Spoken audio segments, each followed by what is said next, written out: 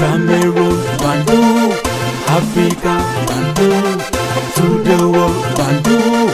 Actuellement, il y a une grosse polémique aussi autour de la sortie de Marc Bry, notamment au niveau de la signature et même des dates qui ne coïncident pas. Pour rappel, il faut dire que la FECAFOOT envoie sa demande d'explication le 19 août 2024 et l'entraîneur sélectionneur qui dit avoir reçu cette demande d'explication le 18 août 2024. Voilà. Comment s'est fait-il que Marc Bry, il a été ancien policier et inspecteur, je pense. C'est ce qu'on dit dans son CV.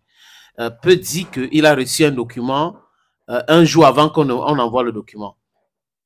Bon, on peut comprendre ça comme étant une erreur de frappe, ça peut arriver, que ce soit une erreur de saisie et que c'est passé inaperçu aux yeux de plusieurs personnes.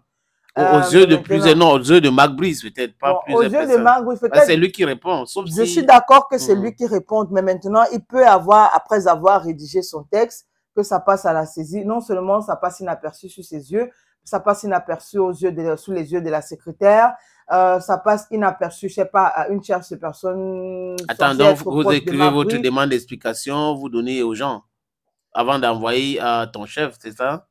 Je sais pas, moi je sais pas comment ça fonctionne, c'est juste une hypothèse que je pense. Oui, non, j'ai dit non que c'est, en fait, je te comprends. J'ai dit que la demande d'explication, c'est l'employeur et l'employé. Tu ne peux pas prendre ton demande d'explication, tu commences à donner aux gens. Bon. Allons sur la base de, ok, c'est l'employeur et l'employé. Mais généralement aussi, on sait très bien que, bon, je sais pas, mon employeur me demande une demande d'explication. Une demande d'explication. Et quand je finis de rédiger, généralement, ça peut arriver que je montre ça à une personne pour lui demander, est-ce que tu penses que c'est correct? Qu'est-ce que je dois ajouter? Qu'est-ce que je dois enlever? Ça peut arriver. Donc, la personne à qui tu avais raconté l'histoire. Voilà, ça Est-ce que j'ai oublié quelque chose? Est-ce que j'ai oublié quelque chose? Est-ce que je dois mentionner quelque chose? Est-ce que je dois gonfler la demande d'explication? Généralement, ça se passe souvent comme ça. Et donc, à ce moment-là... Est-ce que tu as déjà donné, on t'a déjà donné une demande d'explication? Pour moi? Pas vraiment. Peut-être pas une demande d'explication écrite, mais je me suis déjà retrouvée, pas une, pas deux fois, trois fois, en train de justifier certaines choses. Donc, j'imagine que c'est un peu dans la même lignée, quoi. Et à des moments, si tu dois te retrouver soit en train de gonfler, soit en train de diminuer certaines choses. Ça dépend de la position dans laquelle tu te trouves. Et donc, peut-être aussi, pour le cas là, comme je disais, la date est passée inaperçue sous les yeux de beaucoup de personnes. Bon, ça peut aussi être une autre possibilité que, bon, ce soit peut-être pas Marc Bry qui a écrit cette lettre d'explication. Et par conséquent, la personne qui l'a fait, là, c'est un mauvais mensonge. Ça peut aussi être toujours pour cette personne une erreur de frappe. Bref, il y a beaucoup Ils n'ont pas bien, ou la personne n'a pas bien vérifié la date. Parce que quand on finit d'écrire, généralement, on nous dit, quand vous finissez d'écrire, il faut relire au moins 2 ou 3 fois. Oui, c'est très important. Ça, c'est une règle à l'école. Quand vous avez fini de rédiger quelque chose, prenez la peine de lire et de relire soit 2, soit 3 fois. Et donc, peut-être... Vous pouvez penser quelque chose, vous pensez que vous avez écrit la chose alors que vous avez écrit autre chose. Voilà, sous l'empressement, on a Maintenant, la suite, c'est quoi par rapport à cet document? Bon, comme on parlait tout à l'heure, en dehors de la date, il y avait la signature aussi, parce qu'il faut dire que là, les agents secrets camerounais sont quand même en train de bien faire le travail. J'ai envie de dire ça comme ça. Tu parles des gens qui sont sur Meta. Oui, justement. Parce que là, on a des gens qui ont quand même pris la peine de comparer les signatures. C'est-à-dire que la signature au bas de la demande d'explication de Marc Bry et la signature au bas de la liste des joueurs sélectionnés pour... honnêtement. Ou convoquer. Non, voilà. Sélectionner. Convoquer, c'est la fédération qui convoque. D'accord. Donc, sélectionner pour les matchs du 7 et du 10. Oui. Là, quand on regarde, pour être honnête, si on regarde les deux signatures, c'est pas la même chose. Il y a le S qui est gros sur l'autre. Ça demande la réponse à la demande d'explication. À la fin, il y a un S qui est gros. Je vois 1, 2, 3, 4 lignes. Et de l'autre, je vois 1, 2, 3 lignes. Et je vois un B, R, Y. Je vois ici, la personne a écrit B.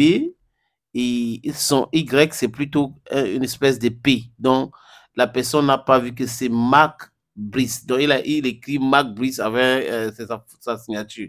Et celui qui a signé ça, même le départ, je vois, parce que la signature a un départ. Il y a des gens qui commencent à gauche, d'autres à droite. Mais quand vous regardez très bien, ça pose un énorme problème. Peut-être les experts vont regarder pour nous dire, mais j'ai comme impression que ceux qui sont en train de douter de la signature de Mark Brice ont un peu raison, sauf jusqu'à que les experts nous expliquent en comment on appelle ça? La dactylographie. Dactylographie, voilà. C'est les dactylographes qui peuvent regarder en disant ça sort d'ici, ou la police scientifique, ils ont des documents, les lunettes pour pouvoir regarder toutes ces choses. Mais à l'œil nu comme ça, on regarde la signature, ça ne peut pas passer. Un, c'est peut-être Mark Brice et l'autre, pas lui. Bon, après aussi, il faut, bon, j'ai envie de dire que faisons aussi un tout petit peu attention. Ça peut être que, bon, les deux documents ont été signés par deux personnes bien distinctes.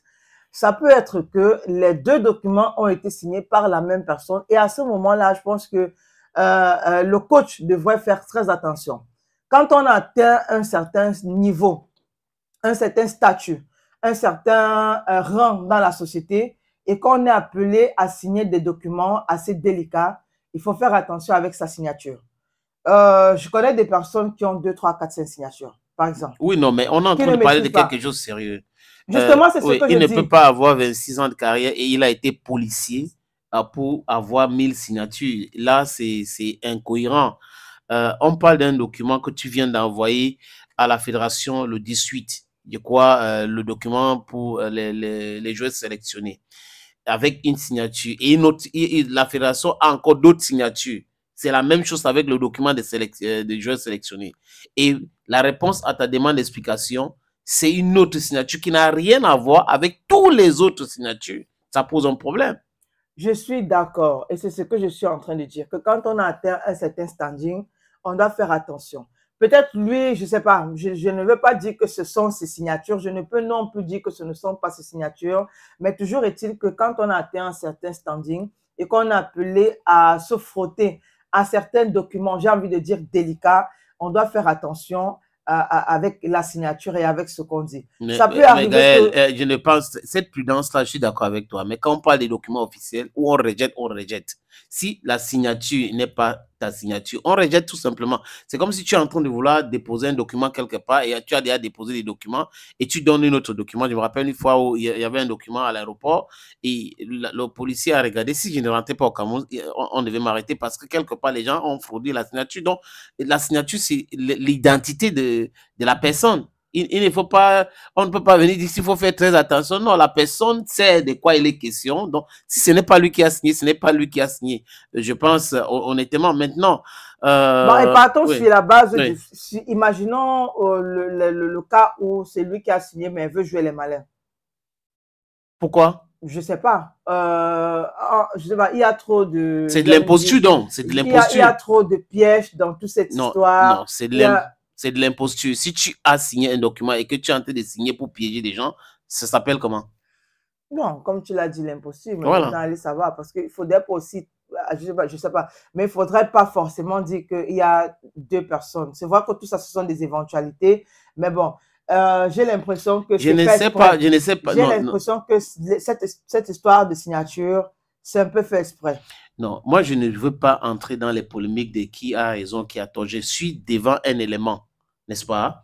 Je ne suis pas en train de vouloir entrer dans la tête des gens pour comprendre s'ils ont fait ceci, s'ils ont fait cela. Mais je veux juste te dire qu'on a un document qui est devant nous, qui est visible. On dit, ça c'est A ou ça c'est B. Si c'est A, tu vas voir que c'est A. Si c'est B, tu vois que c'est B. C'est de ça qu'il est question. Moi, je ne pense pas que ça... Il faut entrer et dire que peut-être qu'il voulait piéger, peut-être qu'il voulait, peut-être que tu vois que... Est-ce que c'est la même chose à notre niveau, à mon niveau? Peut-être toi, tu n'as pas ce même constat. À mon niveau, c'est que je vois, les deux signatures que je vois, ce n'est pas la même personne qui a signé. OK. Opportunité en or à Douala, terrain à vendre, 560 mètres carrés.